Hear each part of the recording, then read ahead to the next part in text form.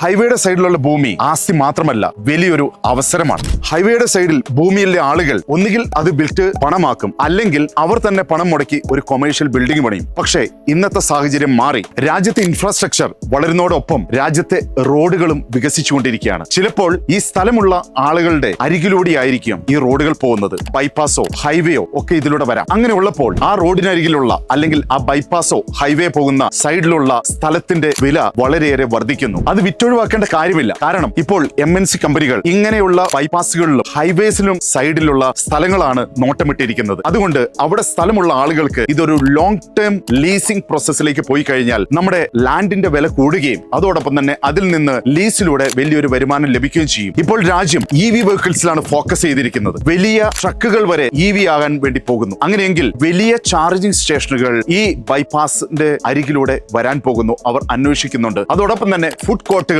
അതിന്റെ സമീപത്ത് വരാൻ വളരെയേറെ സാധ്യമാണ്. അപ്പോൾ ഹൈവേ സൈഡിലുള്ള ആളുകളുടെ ഭൂമിയുടെ വില കൂടുകയും വലിയൊരു വരുമാന മാർഗവുമാണ് ഇനി അവർക്കെല്ലാവർക്കും ലഭിക്കാൻ പോകുന്നത്. അപ്പോൾ നിങ്ങൾ തീരുമാനിക്കുക നിങ്ങളുടെ ഭൂമി എന്ത് ചെയ്യണമെന്ന്.